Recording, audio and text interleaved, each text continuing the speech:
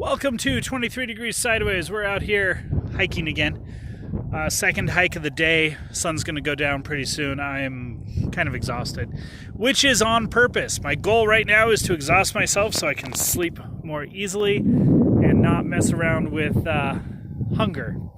I'm on a little bit of a fast right now. This is a short one. Right now it's supposed to be a 32-hour fast, but we'll see how it goes. I might extend it if I get tired tomorrow. I ate breakfast today. I should eat dinner tomorrow is the idea. I'm trying to get back into real food diet, by which I mean pretty much carnivore. It's really hard to get pure food nowadays, and I'm a child of 1970, so for some of us it's easier, for some of us it's more difficult, but we were all raised in that probably the most addictive period of history for humans with their diet. I was raised in the era of formula is scientifically developed to be healthier than breast milk. Which how did people even buy this, How did people accept this idea? So, we had sugar in our baby bottles at 1 week of age. And, if your baby was fussy, give them glucose. It'll calm them right down and perk them up, at the same time. Fast food restaurants figured out how to get you addicted to food you had never even tasted yet during this period of time. And then in elementary school, the high sugar, low fat diet guidelines came in. It's just kind of a mess, right? And it's been really hard for me the last couple months because it's between family and visits and schedule. It's really hard to avoid everything. And you have to avoid everything. The hormone, physiological addiction is hormones, okay? Hormone dumping, hormone release. And what happens is that even a carrot, I crave, right now I'm craving salad with some dressing on it.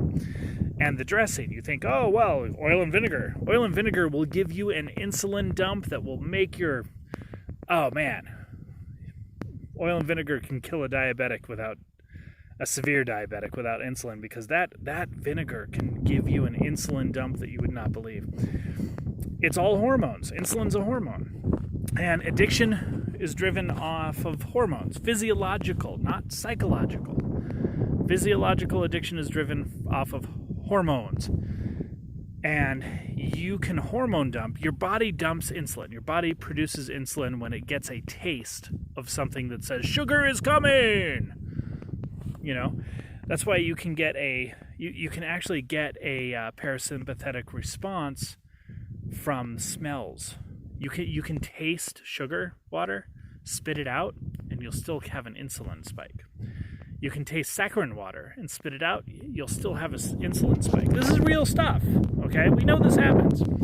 You can smell chocolate, coffee, coconut shampoo and get an insulin dump. And that's literally, you can have an addiction response to your shampoo at this point. Scary, scary crap. All right, so here I am out in the middle of nowhere trying to walk so that I can be tired enough to go to sleep, and I gotta get over this. I just thought I'd share some of that with you. It's not a big deal. This isn't a huge long video. I'm just taking a little breather out here, and we'll see how it goes. People say that something like a carnivore diet is crazy, but for me it's not the carnivore diet aspect that is the key. It's the real food, healthy food, and getting rid of autoimmune responses and improper hormone balance responses.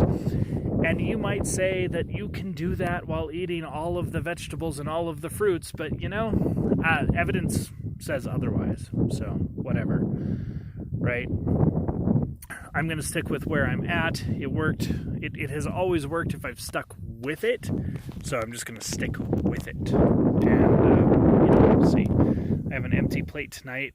And the truth is, once you get adapted, you don't even notice. That's one of the key things I think is very real. There's a healthy human should not collapse collapse into a quivering pile of ineffective crap because they skipped a meal.